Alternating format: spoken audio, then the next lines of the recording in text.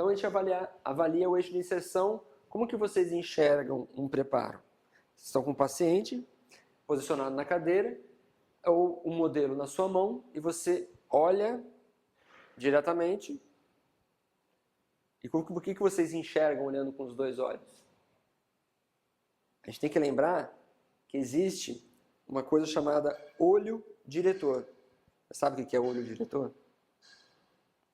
Um sniper olha, mira com um olho só. A gente tem que olhar o preparo também com um olho só. Normalmente nós temos um olho principal, que a gente chama de diretor, e tem um olho que ele compensa e foca a imagem, e corrige a imagem do olho principal. Então nós tem pessoas que têm um olho diretor direito e tem pessoas que têm um olho diretor esquerdo.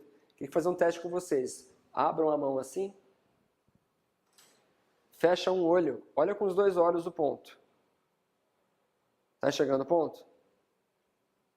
Junto comigo, ó. Estou olhando com os dois olhos.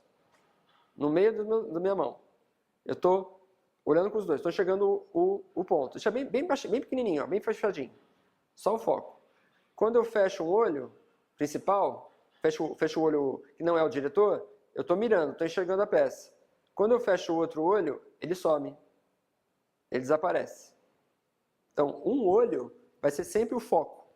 Então, a gente sempre tem que olhar o nosso preparo com um olho só. De preferência, o olho diretor, que é o olho que é o mais habituado a focar e a mirar para ver determinadas anatomias do preparo que você realizou. Tá? Então, essa inclinação, essa convergência, a gente não consegue fazer se a gente olhar com os dois olhos. A gente vai ter uma convergência visual diferente. Nós não vamos conseguir observar detalhes da linha de término como que a gente observa com um olho só. Isso vale também para um segundo molar superior às 9 horas da noite, numa sexta-feira. 13, ontem, por exemplo. Né? Então você está cansado, teu olho da noite não é o mesmo do olho da manhã, e você tem que fazer a avaliação daquele preparo que você realizou. Será que ele está muito expulsivo? Será que eu tenho um pouco de desgaste na cervical? Como que eu vou fazer? Como que eu vou pedir para o paciente virar, deixar ele ficar bem com a cabeça bem inclinada para o lado, vou rasgar a bochecha dele e eu vou enxergar como aquele preparo lateral? Não consigo. Eu tenho que ter essa visualização indiretamente com o espelho. Então também vale o olho diretor e a visão com um único olho, mirando, também com visão indireta, da mesma forma. Tá? Então essa mesma imagem, agora olhando com um olho só, a gente consegue observar a parede axial todinha, tá? Tanto a vestibular e palatina quanto as proximais, e consigo enxergar toda a linha de término aqui no mirando. Então a gente enxerga aqui, ó, a parede axial em volta, linha de término definida e as bordas arredondadas dos ângulos. Então a gente consegue treinar isso fechando um dos olhos, não olhando os dois. E outra situação que importa bastante no tipo de preparo é a rugosidade ou lisura de superfície. Né? Alguns materiais, alguns agentes cimentantes, eles necessitam de uma certa aspereza, uma certa retenção friccional por imbricamento mecânico. Então, geralmente, os cimentos à base de fosfato de zinco, eles trabalham dessa mesma forma. Trabalham por imbricamento mecânico. E, às vezes, nós fazemos esse imbricamento mecânico trabalhando o jateamento interno da peça protética. Né? E, com a evolução dos cimentos resinosos, dos cimentos à base de ionômero de vidro, a tendência é que nossos preparos sejam cada vez mais lisos e polidos. Mesmo para peças metálicas ou peças que não podem ser utilizados, não tem um tratamento de superfície como as peças em cerâmicas em cerã, à base de alúmina, mesmo assim a gente tende a usar o cimento resinoso, porque mal ou bem o cimento resinoso vai ter uma adesão ao órgão dental, ou à linha de terminação cervical, que também é dental. Né? Então, mal ou bem, o cimento resinoso tem uma retenção, um poder retentivo melhor do que o fosfato de zinco. Não estou descartando o fosfato de zinco, é um excelente cimento. Tem uma longevidade muito grande. Mas quando se pensa em fosfato de zinco, tem que se pensar que o preparo tem que ficar ligeiramente rugoso, não extremamente rugoso. Mas se você não quer fazer o uso do cimento fosfato de zinco e quer sempre utilizar um cimento resinoso, aí você tem que entender que há necessidade para esse tipo de cimento uma lisura de superfície muito maior. Prepara o acabamento de polimento com as pontas diamantadas, depois vocês usam brocas multilaminadas. Quem tem ultrassom pode usar ultrassom, você vai ter um polimento maior, vai ter uma ligeira vitrificação do preparo em si. Tá? Outro princípio mecânico seria a integridade das margens. Então, as margens estão totalmente dependentes da linha de terminação que você executa. Okay? Então, margens inadequadas facilitam a instalação de processo patológico do tecido gengival. A gengiva só responde de uma única forma, sangrando. Sangrando, ela grita para você, eu estou doente, preciso de cuidados. Então, se você não tem esse cuidado e faz com que a tua margem do preparo fique totalmente irregular, você dificulta a adaptação da peça, consequentemente você potencializa a chance de você criar lesões gengivais e lesões periodontais. Tá? Então, por exemplo, nós temos um preparo que a linha de terminação proximal, geralmente sempre implica nessa região, nas áreas onde a gente tem maior dificuldade de visualização. Então, as áreas proximais são mais comuns se a gente não obter tanto essa integridade marginal adequada. Mas sabendo que essa margem precisa de um bom acabamento, de uma boa lisura também. Então, os biséis, o bom acabamento, assegura o bom assentamento da peça. Aqui, olha, irregularidades do preparo, isso aqui é um modelo de gesso, foi moldado. Tanto a parede axial está irregular, quanto a linha de terminação também está irregular. Dificilmente uma peça vai encaixar perfeitamente aqui. Algum lugar ali vai ficar um gap, um espaço maior. Então, essa desadaptação vai favorecer o surgimento ou de potencializar o risco de desadaptação, onde o fio dental na higiene vai se prender e vai dificultar, e vai também favorecer o surgimento de placa bacteriana. Tá? Outra situação que importa na integridade das margens é o tipo de preparo de terminação realizado. Então, conforme o tipo de preparo, tanto na inclinação de paredes, quanto na forma geométrica da linha de terminação cervical, você vai favorecer ou vai dificultar o assentamento completo da peça. Quanto maior o ângulo vivo aqui, maior o acúmulo de tensões. Então você tem a chance de desadaptar porque aqui teve uma retenção friccional muito maior. Você não fez uma conicidade adequada, tem um ângulo muito vivo, então isso acumula tensões e dificulta o assentamento da peça corretamente. Tá? Então a integridade das margens está relacionada com um bom acabamento, uma boa lisura, e o formato ser adequado desde a linha de término até a face oclusal. Ok? E aí estamos na questão número 1, né? Que fala o seguinte, que levando em consideração os princípios de preparo de dentes para restaurações indiretas descritos por Schillingburg, é correto afirmar que, né, o antigo conceito de necessidade de conformação geométrica dos preparos para prover retenção mecânica e resistência tornou-se obsoleto com o surgimento dos sistemas de cimentação adesiva. Não, porque eu falei para vocês que a boa retenção está diretamente relacionada com a associação da forma geométrica e o cimento. Mas é um erro muito comum que muita gente comete, né? De achar que o cimento é o salvador da pátria. Não é. Sozinho não é. Mesmo resinoso.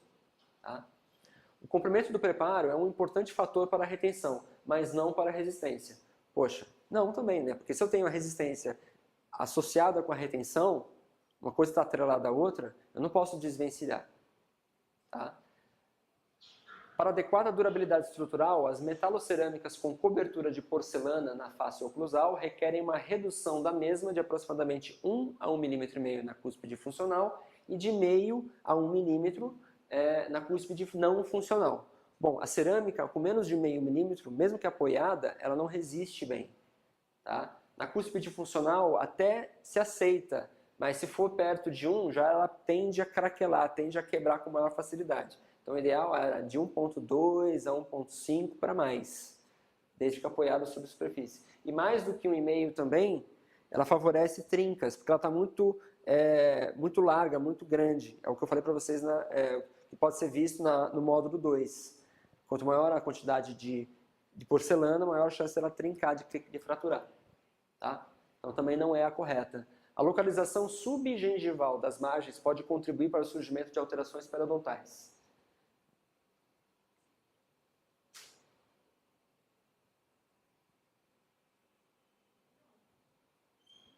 Sim ou não? Por quê?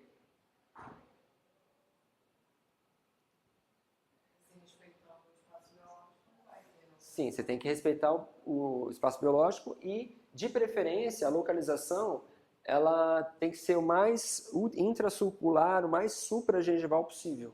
Né? A mais correta dessas questões é a C. A presença de paredes opostas com conicidade mínima é a unidade básica para a retenção de uma restauração cimentada. Sulcos, caixas, orifícios para pinos podem ser utilizados para substituir uma parede ausente. Eu falei para vocês de dar aumento da área de superfície para poder compensar a inclinação das paredes e a potencial risco de a peça protética deslocar. Tá? Questão número 2. Retenção e resistência são requisitos básicos na confecção dos preparos dentais. Podemos defini-los como retenção, capacidade de um preparo impedir o deslocamento da coroa protética quando submetida a forças de tração. Resistência, capacidade de impedir o deslocamento da coroa quando submetida a forças oblíquas que podem promover sua rotação. As duas estão corretas. Né? Retenção e resistência ou retenção e estabilidade são situações típicas no mesmo eixo de inserção, forças de tração e de comprimento, eixo de inserção, e forças oblíquas.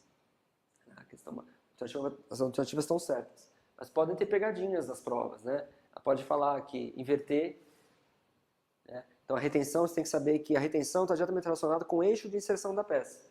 E resistência e estabilidade, forças oblíquas, que vêm em outros sentidos que não, como é o nosso sistema estomatognático. Nosso aparelho mastigatório recebe forças de todos os sentidos. Então a gente tem que estar atento à descrição do enunciado. Outra questão, segundo o Mesomo, o requisito mecânico dos preparos protéticos, onde a qualidade de um preparo em impedir o deslocamento da peça no sentido contrário à sua via de inserção, chama-se retenção. Se fosse sentidos oblíquos ou diferentes ou de outro sentido que não o eixo de inserção, a gente entraria na resistência ou na estabilidade. Okay? Quanto aos princípios mecânicos da confecção de sulcos e canaletas nos preparos em dentes em coroas curtas, olha lá, questão de coroas curtas, eu adoro perguntar isso aqui. É importante para aumentar o quê? A retenção. Tá? Porque você aumenta a retenção quando você aumenta a área de superfície. E a intenção você aumentar a área de superfície mais do que outras forças, você principalmente aumentar a retenção. Mas isso pode confundir, né? Você pode colocar resistência, estabilidade, também não estaria errado.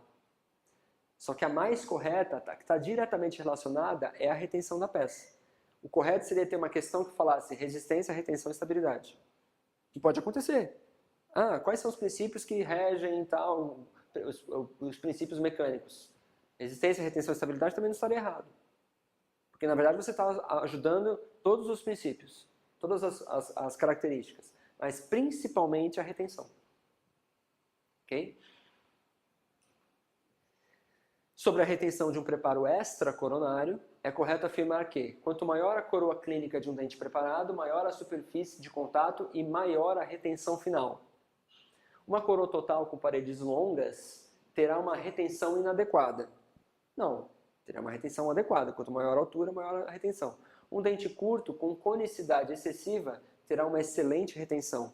Também não, porque você tem o contrário disso, você tem uma chance maior de deslocamento da peça. Preparos em dentes grandes são menos retentivos do que em dentes pequenos. Também não, é o contrário. Né? Então a mais correta é a alternativa A. Se você tem uma coroa clínica maior, né? Você tem uma área de superfície maior e uma retenção, em consequência, também maior.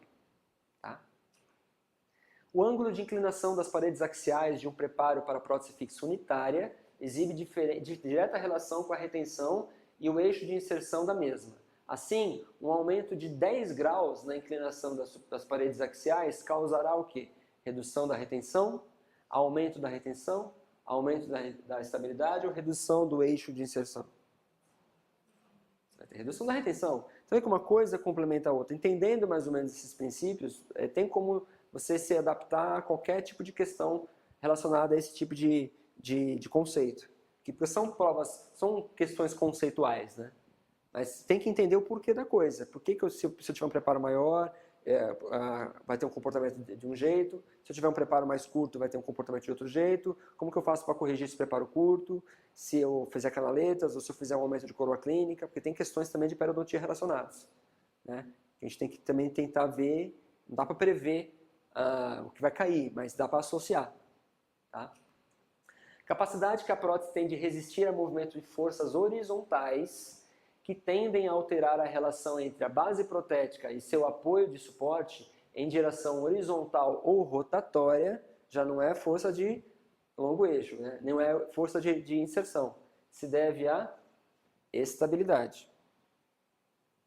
Tá? Se fosse também resistência, também poderia ser resistência. Mas já não é retenção aqui, porque são forças de direção horizontal ou rotatória, forças oblíquas. Ok? Os conceitos envolvidos nos preparos protéticos para próteses fixas mantêm relação direta a princípios físicos e mecânicos, já que tem por finalidade propiciar a resistência mecânica do conjunto dente mais restauração. Assim, informe se as afirmativas abaixo são verdadeiras ou falsas e, em seguida, assinale a alternativa que apresenta uma sequência correta. Tá? Então, a retenção ela melhora quando diminui geometricamente o número de trajetórias ao longo dos quais a restauração pode sair do preparo. Então, é confuso, né? Então, é bom quando vocês tiverem essas questões, desenhar o dente do lado. Ajuda. Se você desenha o que está falando no enunciado, você tem como observar, ter uma ideia espacial da coisa que está acontecendo. Né? A retenção melhora quando diminui geometricamente o número de trajetórias ao longo dos quais a restauração pode sair do preparo. Se você tem um preparo circular, que ele pode girar e entrar em qualquer sentido, se você fizer uma canaleta, você diminui geometricamente o número de trajetórias. Se ele podia entrar em vários sentidos, agora quando você fizer duas canaletas, ele só tem uma trajetória só. Tá? Então, essa questão é verdadeira, esse enunciado. Mas é complexo, porque você tem que imaginar a coisa. É uma questão que você tende a chutar no final. A segunda, o eixo de inserção pode ser determinado de modo arbitrário, desde que executado com angulação maior que 35 graus. Não.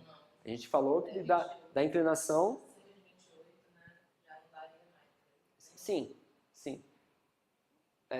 Então aqui estaria errado das duas maneiras. Ó. Do modo arbitrário, também não é, que não pode ser arbitrário. Você tem que ter o paralelismo. E aqui, a angulação maior que 35 graus, não está falando na prótese parcial fixa, está falando de unitário. Tá? Que no caso seria até 16 graus, né? Em torno de 6.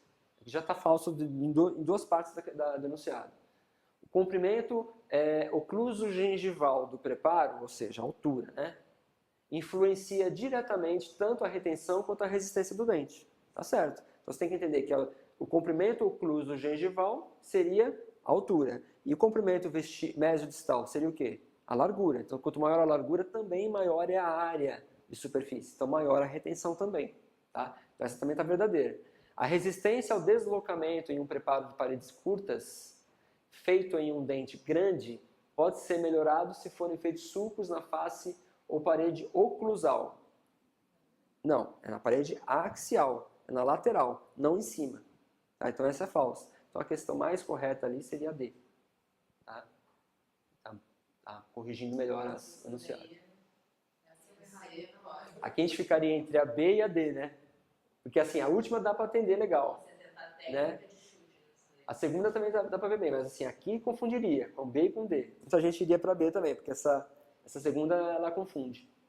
Você pode associar, mas se você pensar também na prótese parcial fixa, nos 28 graus que eu falei, também estaria errado. Porque você não poderia, com angulações maiores que 28 graus, fazer preparo para prótese fixa. Você teria que verticalizar ortodonticamente. Tentativa, né? Ou extração. A primeira que é o ou você coloca F e já mata, né? Por isso que a entrevista já ia pensar um pouquinho. Mas ao mesmo, e ao mesmo tempo, se você é verdade. Você já excluiria ela de qualquer forma. Essa é para você ficar horas ali perdendo tempo. É legal.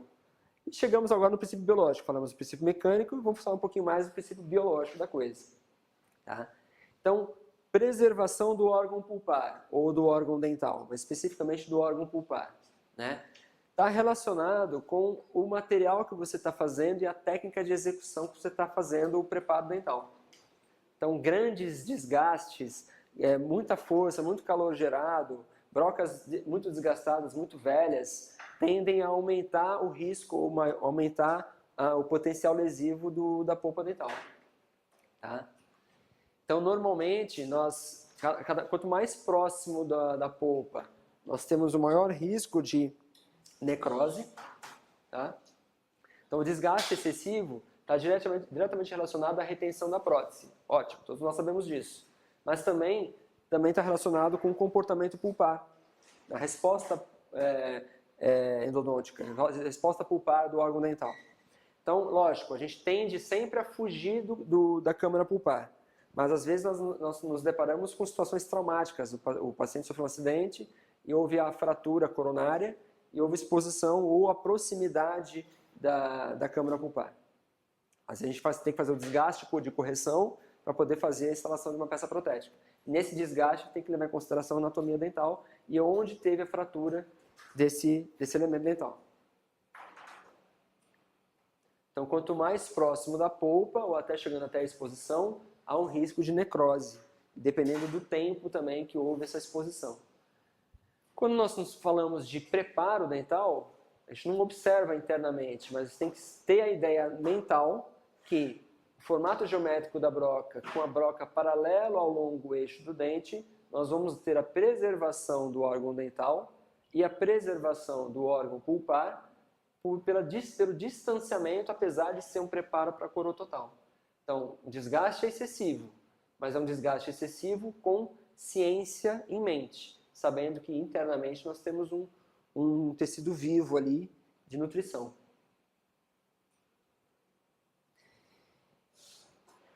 E existe um protocolo quando nós nos deparamos com dentes vitalizados, né? Geralmente são situações que necessitam de brocas novas, né? Precisa de um poder de corte grande das pontas diamantadas, então o diamante tem que ser com pouca utilização ou basicamente de preferência brocas novas, um poder de corte maior. Se eu tenho um poder de corte maior, eu tenho menos dano à polpa desde que eu tenha uma farta irrigação. Então não podemos pensar em desgaste com brocas novas a seco, jamais. Sempre com farta irrigação. Brocas novas com uma farta irrigação, sob pouca pressão, suavidade nas mãos, você também preserva o órgão pulpar. E, acima de tudo, após você fazer o preparo, finalizou o preparo, adequou a linha de término, fez o acabamento, aquela dentina está com os túbulos dentinários pouco maiores do que existia anteriormente. Então eu tenho que vedar aquilo, eu tenho que fazer o selamento imediato da dentina. Isso se tratando de dentes vitais, tá? Porque se eu tenho uma dentina exposta, eu vou ter, consequentemente, posteriormente, uma polpa gritando. Então, há necessidade de um selamento imediato da dentina. Então, essa associação de condições quando você lida com um preparo para dente vitalizado, ela tem que ser executado sempre, levado em consideração. Tá? Lembrando que o selamento imediato da dentina, ela visa proteger o complexo dentino pulpar. Nós fazemos isso constantemente na dentística. Por que não na prótese? Existe uma linha tênue entre a prótese e a dentística. São duas especialidades restauradoras, mas também podem ser preventivas. Tá? Você pode prevenir lesões pulpares irreversíveis se você fizer um selamento imediato da dentina quando você faz um preparo para dente vitalizado. Então, você impede que o estímulo chegue constantemente na região pulpar. Como você pode fazer essa proteção? Você pode imediatamente fazer a lavagem com água de hidróxido de cálcio, né? Hidróxido de cálcio PA, junto com soro fisiológico. Você faz uma lavagem, você com o hidróxido de cálcio vai penetrar ou vai fazer uma associação com a camada de dentina exposta. E pode ser feita a aplicação do sistema adesivo, algum adesivo que seja específico, que você não precise fazer um condicionamento ácido. Existem adesivos hoje em dia autocondicionantes. Não precisa ser necessariamente este adesivo, podem ser de outras marcas, eu usei como exemplo. Tá? Esse tipo de adesivo é um adesivo autocondicionante. Depois de você fazer o preparo, você pode aplicar esse adesivo, um leve jato de ar e a fotopolimerização. A camada de dentina vai ficar vitrificada. Então, geralmente nós fazemos isso e posteriormente confeccionamos uma coroa provisória ou fazemos uma moldagem. Né? O paciente não vai embora com a dentina, mesmo que selada imediatamente, não vai embora sem um formato geométrico e estética comprometido. Então, após a hibridização, né, após a proteção do complexo dentino pulpar, nós confeccionamos uma coroa provisória. Tá? Mas, em se tratando de dentes vitais, há necessidade de a gente fazer o selamento imediato da dentina. E preservação da estrutura, da saúde periodontal. Tratando proteticamente, restaurando diretamente com resina fotopolimerizável. Nós temos por obrigação preservar a saúde periodontal. É através dela que a gente vai garantir a longevidade da peça protética. Não adianta nada fazermos um desgaste muito pequeno e essa prótese ficar com sobrecontorno e eu agredir a linha gengival ou fazendo com que esse preparo fique com a linha gengival ou mantendo a linha gengival alterada. Eu tenho que me certificar que a oclusão desse paciente vai ser equilibrada ao ponto de não gerar desconforto ou sobrecarga nessa região cervical. No caso aqui, função de grupo, onde a cúspide vestibular, que não é a de trabalho, está sendo sobrecarregada e está gerando um processo inflamatório, uma gengivite, que não é por conta de abscesso ou por conta de força excessiva na escovação. Poderia ser uma abfração aqui também. Aqui no caso é uma coroa protética, mas poderia ser uma abfração de esmalte, que muita gente as confunde com uma atrição, um atrito, uma erosão por atrito de escova. Até pode ser, você pode até potencializar com a escova. Mas geralmente nós temos que avaliar a oclusão do paciente, que se ela estiver em função de grupo, desequilibrado, ela pode favorecer o descolamento do esmalte nessa região. Também coroa protética, se ela não estiver bem ajustada, eu posso promover uma lesão periodontal crônica constante. A gente tem que observar isso. Tá? Então a saúde periodontal ela depende de uma boa condição de avaliação oclusal, avaliação das restaurações diretas e das restaurações indiretas também. Tá? Então o posicionamento da margem cervical ideal deveria ser cerca de 2 milímetros da margem gengival, o ideal, pensando como periodontista. Mas nem sempre a gente consegue isso, porque vai ter aquela linha demarcatória entre o remanescente e a coroa. Então geralmente a gente estende até a região gengival de sulco, não mais do que meio milímetro. Tá? Em alguns casos, essa distância pode gerar falta de retenção da peça protética. Também, além disso, eu perco em altura se eu deixo aquém da linha de término. Além da parte estética, eu tenho também a questão mecânica da situação. Então, às vezes, eu estendo mais a coroa total para garantir uma maior retenção. Tá? Preparo subgengival dentro dos níveis convencionais de meio a 1 milímetro não traz problemas ao tecido gengival. Então, ou seja, não invado o espaço biológico. Tá? Desde que a adaptação, forma, contorno, polimento da restauração estejam satisfatórios. Porque assim o paciente consegue higienizar bem. E nós temos parâmetro para avaliar se a peça está bem adaptada dentro do sulco. Se essa peça está comprimindo, invadindo o espaço biológico, ela vai causar transtornos periodontais e eu não vou ter a precisão de avaliação e nem o paciente vai conseguir fazer a higiene correta na região de linha de término. Então, o comportamento periodontal está relacionado com o comportamento mecânico. Outra situação que é muito importante, aqui é o desenho de uma prótese sobre implante, mas também vale para a coroa total sobre dente vital, vital ou não vital, um dente natural. Tá? Nós temos o formato geométrico de um incisivo, só que na região gengival intrasulcular, nós temos uma característica diferente do resto da área que é convexa. O perfil de emergência ele tem que ser ligeiramente côncavo, para não promover sobrecontorno dessa região intrasulcular.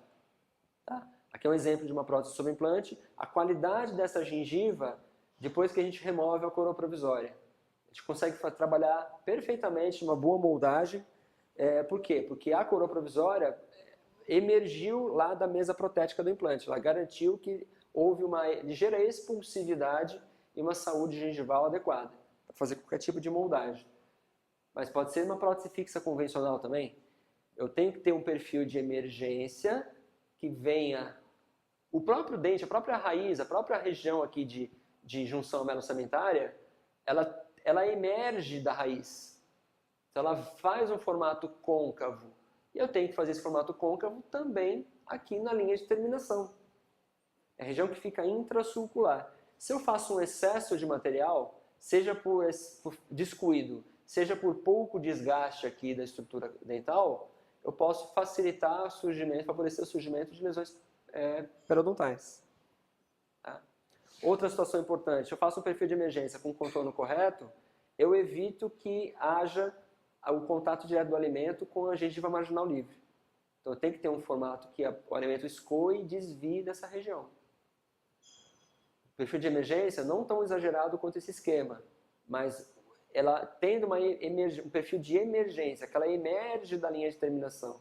Se facilita a sua limpeza, a sua avaliação, a higienização do paciente, eu evito que tenha impacto do alimento sobre a gengiva marginal livre. Sobrecontorno comprime, subcontorno favorece o impacto do alimento diante da gengiva marginal livre.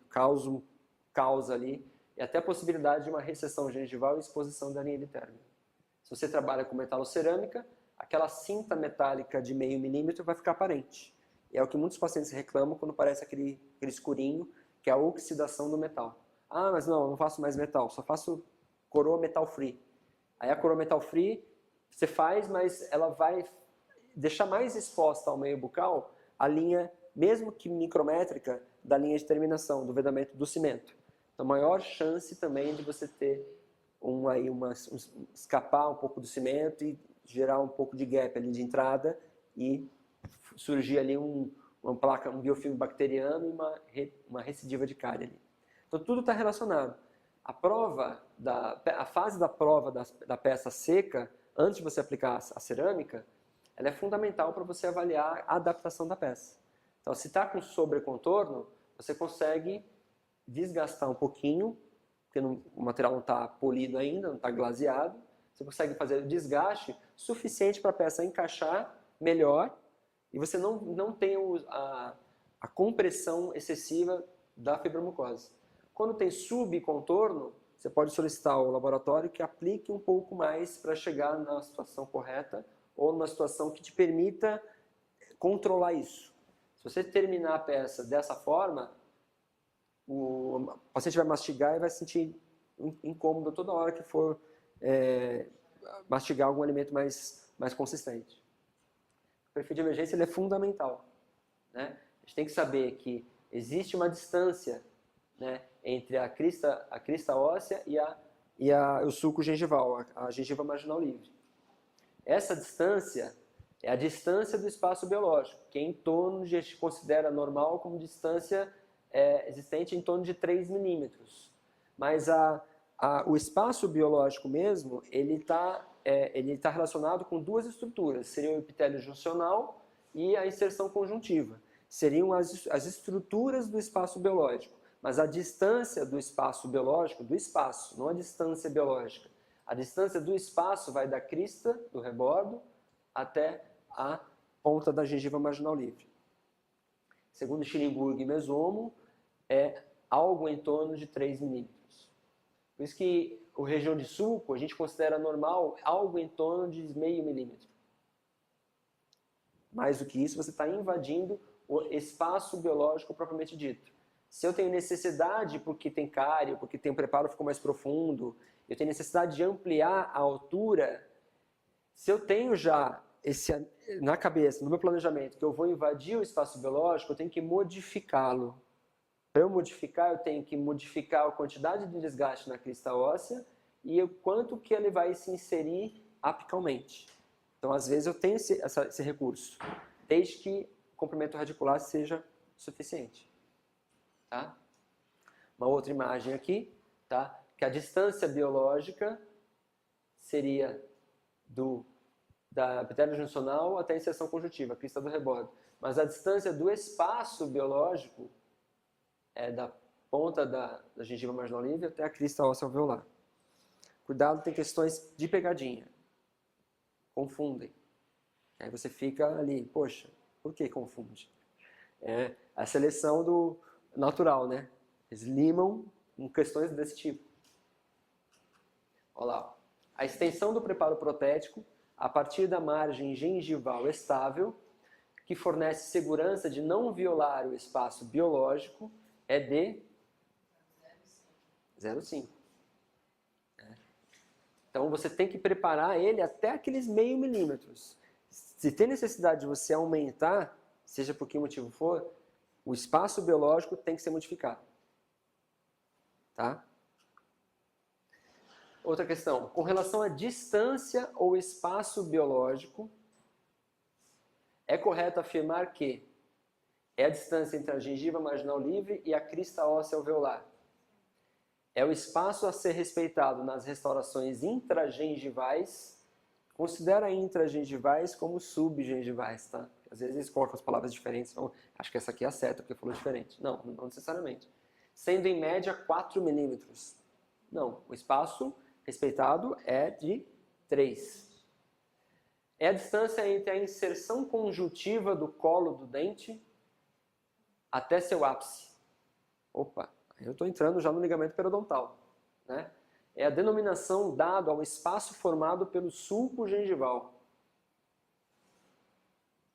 É caracterizado pela presença do epitélio sulcular oral, epitélio juncional e junção gengival. Aí misturou o bololô todo. Mas a mais correta é A mesmo. Tá? É a distância entre a margem gengival livre e a crista óssea alveolar. Mas olha como é a pegada. Aqui falou em distância ou espaço biológico. Eu mudaria a questão para não ficar confuso. Seria a distância do espaço biológico. Porque essa questão aqui, ó, é para confundir mesmo. O espaço biológico é caracterizado por quais estruturas bioanatômicas? Por que não aí? Paulista fala E, carioca fala E. Então, paulista fala E. Porque, exatamente. Então a gente tem que prestar atenção no enunciado, porque essa questão é muito parecida com essa. Se a gente não presta atenção, confunde. E aqui fala em estrutura bioanatômica e o sulco não faz parte, porque ele está afastado do dente. Começa o espaço biológico mesmo com a estrutura do epitélio juncional e da inserção conjuntiva. Então, a resposta mais correta é a B. Mas confunde. Muita gente vai direto aqui, ó, e dança. Tá? O restabelecimento da dimensão do espaço, aí sim, da dimensão, né, que seria a distância do espaço biológico, é prévio a qualquer prótese definitiva.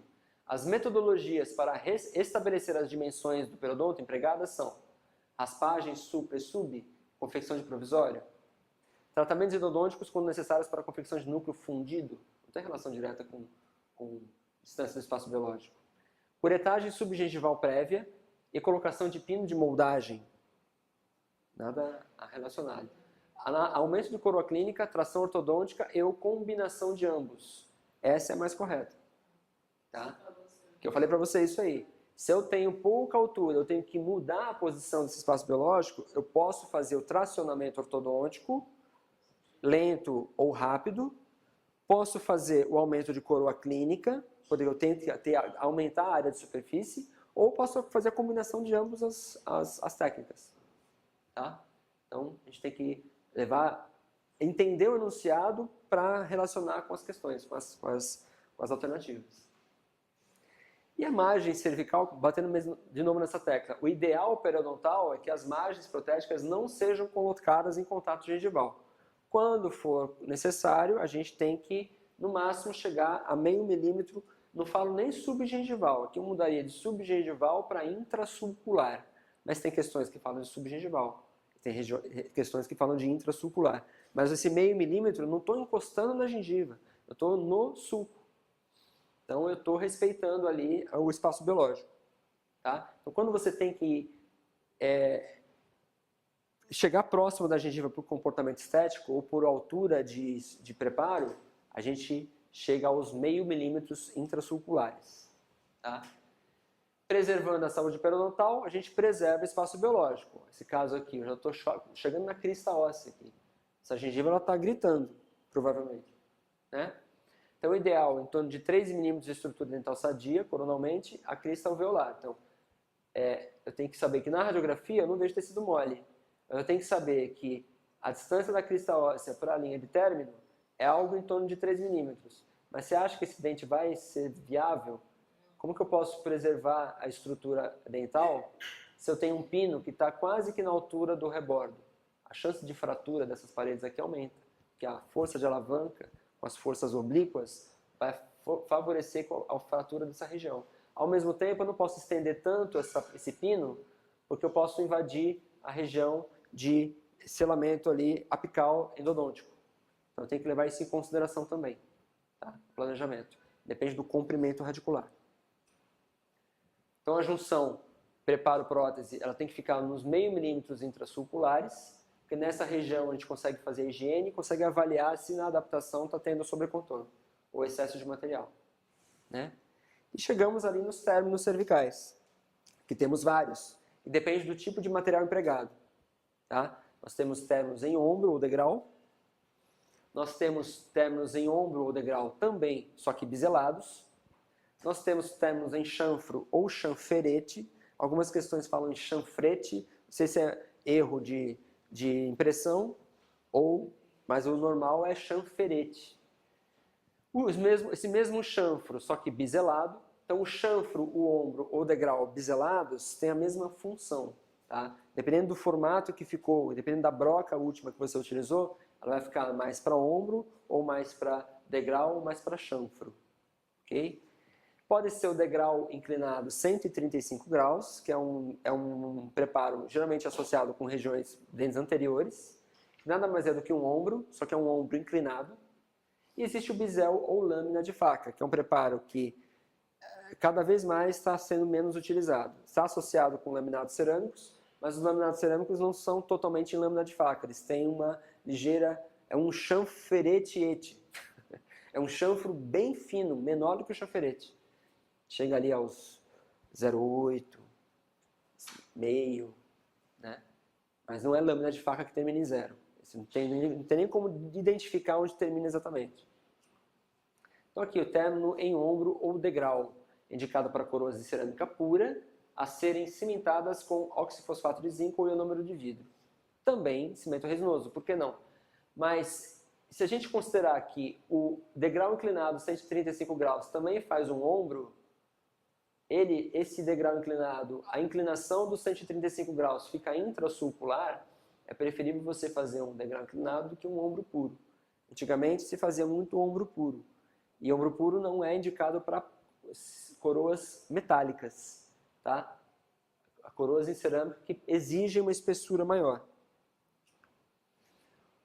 Términos em ombro ou degrau biselado. É o mesmo ombro anterior, só que com um bisel aqui na terminação próxima à gengiva.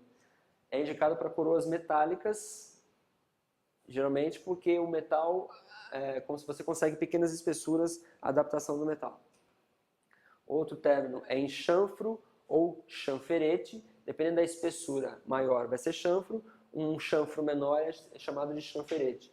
É indicado para coroas totais metálicas, porque o metal ele consegue adaptar, você consegue uma ductilidade legal, uma adaptação boa com pequenas espessuras. Temos o término em chanfro biselado, é o mesmo que o degrau biselado, só que ao invés de ser um ângulo mais vivo, é uma situação mais arredondada com um bisel também. está associado com restaurações metalocerâmicas, né? E geralmente onde tem bisel, tem metal. Onde não tem bisel, geralmente são restaurações mais cerâmicas. Degrau inclinado 135 graus, restaurações metaloplásticas ou metalocerâmicas, ou até restaurações cerâmicas também, porque não deixa de ser um ombro também. Só que ao invés de ser esse ombro na margem gengival, ele está o meio milímetro intrasulcular. E como ainda na literatura se fala em lâmina de faca, ainda há essa indicação como para laminados cerâmicos ou correção de inclinações de dentes inclinados. Dentes com mudança de inclinação ou para lingual ou para vestibular.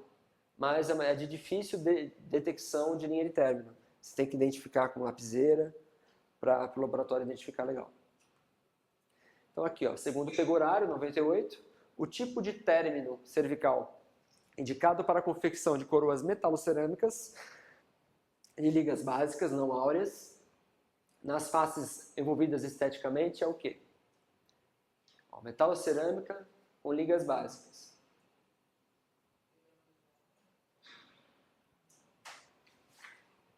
Está aqui mais associado ao chanfro. Mas, se é metalocerâmica, a resposta, não sei nem se essa questão foi anulada. Até pode até pesquisar sobre isso. Porque metalocerâmica, na verdade, deveria ser um degrau biselado. Ou um chanfro biselado, ou um ombro biselado. E aqui tinha, não sei, eu vou até me informar sobre isso. Tá? Mas eu consideraria um degrau biselado, pelo enunciado falar em confecção de metalocerâmica. Tá? Mas o chanfro, você consegue fazer a parte metálica também no chanfro. Então tem duas respostas a essa questão. Poderia ser o degrau biselado, mas poderia ser o chanfrado também. Porque o chanfro, o metal pode ser apoiado no chanfro. Tá vendo como é confuso? É uma questão que não foi bem formulada. Que dá margem para dúvida. Por lógica, teria que ter bisel. Pelo fato de ter cerâmica envolvida com o metal. Se fosse só metal, chanfro seria o certo. Mas não é um metalocerâmica. Aí a gente fica na dúvida. Então, vamos pesquisar aí, lição de casa, para a gente tirar essa dúvida completa. Mas aí eu também iria pensar que a base iria ficar metal. Então, a base a subestrutura, o coping, ele é metálico, porque é metalocerâmica. Só que aqui não fala, por exemplo, se é uma coroa total metalocerâmica ou uma coroa de vinir metalocerâmica. A coroa vinir metalocerâmica, que antigamente era feito, todo ele era metálico, só a face estética era o cerâmico ou o plástico. Mas hoje em dia praticamente não se faz mais isso. E a linha de término mais indicada seria um ombro, chanfro ou degrau biselado. Tá? O chanfro, só o chanfro puro, está associado mais a coroas totais metálicas. Mas o enunciado falou em metalocerâmica. Então quando eu vi no gabarito, eu me senti na necessidade de questionar com vocês. Que talvez essa questão, na época, pode ter sido anulada. Ou por conta disso, de ter uma dubiedade ou a mal formulação do enunciado. Dá chance para dupla interpretação. Tá? Considerando a parte metálica, a gente consideraria correta como chanfrado. Mas considerado metalocerâmica, tem cerâmica envolvida, talvez o degrau biselado não está errado. Eu considero. Tá? Então vamos pesquisar aí depois. Também eu vou pesquisar. A linha de término cervical para uma restauração metálica fundida, aí sim. Que tem menos falhas aí sim, aí é o chanfro. Entenderam? Porque é a restauração metálica pura. Então ela aceita melhor a terminação em chanfro, inclusive ela é menos invasiva, ela permite fazer um chanfro até com um preparo mais estreito, em torno de 1 milímetro, 1,2 mm. Metalocerâmica precisa de 1,5 a 2 de espessura, né? O término cervical de prótese fixa, onde a parede axial do preparo forma um ângulo de aproximadamente 90 graus com a cavidade cervical, é denominado ombro degrau. Tem um ângulo de aproximadamente 90 graus. Lembrando que esse ângulo é sempre arredondado, tá? Nunca é um ângulo vivo. Porque senão acumula tensões e a gente pode ter problemas de adaptação da peça. E por último, o princípio estético, né? Nesse princípio estético são até algumas imagens do módulo 2 também, que os assuntos meio que se repetem, mas é bom para sedimentar o assunto. Mas o princípio estético está diretamente relacionado com a saúde periodontal e a qualidade e adaptação das peças, como eu falei para vocês. Nada adianta a gente pensar na saúde do periodonto, mas querendo fazer um preparo mais conservador, se eu tenho, por exemplo, que associar ambos, né? Então a saúde periodontal está diretamente relacionada. Então, se eu tenho alterações de linhas gengivais, isso afeta a adaptação das peças e a estética, né? Então eu tenho que pensar nisso também, pensar na saúde periodontal, a estética rosa com a estética branca dos dentes.